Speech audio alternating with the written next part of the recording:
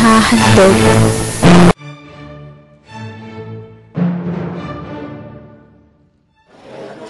Tay! Sarap! Ano nangyari? Really? Bakit? No way! Yes,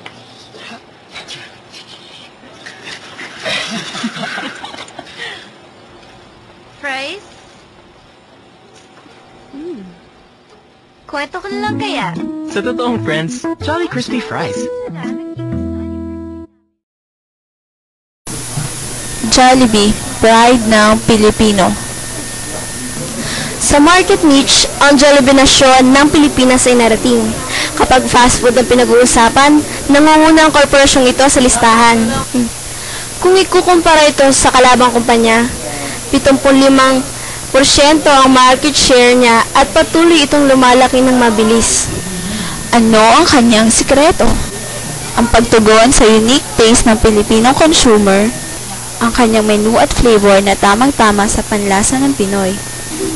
Manamis-namis na spaghetti, spicy burger, seasoned chicken, at marami pang variety ng meals at kombinasyon. Bukod sa kanyang pag-alam sa panlasa ng bayan, pinag-aaralan din ng Jollibee ang kultura at lifestyle ng Pilipino. Ang weekends ng Pilipinong pamilya ay para sa mga bata. Tinatanong ng magulang ang bata kung saan gustong kumain. Jollibee ang sabay-sabay na sagot. May palaruan, may mga karakter na sina Jollibee, Hetty,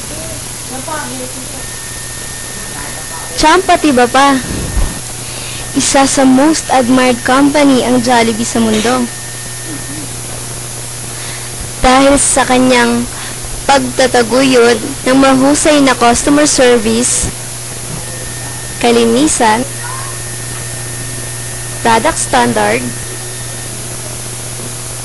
at kalidad ng pamamahala. Sa kasalukuyan ay humigit kumulang sa 300 ang kanyang chain stores na nakapwestong matatag sa lahat ng dako ng Pilipinas, maging sa labas ng bansa. Kamangha-mangha kanyang paglaki sapagkat pati Greenwich at Chowking ay nabili na ng korporasyong Jollibee. Malaking adbentahe ang niche na naitatag ng Jollibee sa pandaigdigang negosyo. Bukod sa magandang imahe na ibinibigay nito sa bansa, ang ekonomiya ng Pilipinas sa larangan ng fast food ay lumalaki. At habang patuloy siyang lumalaki, daan-daang Pilipino ang binibigyan ng trabaho at kabuhayan. Ano nga bang talaga ang sikreto ng Jollibee? Ang sagot? The Jollibee burger is similar to what a Filipino mother would cook at home. Tama ka, kid.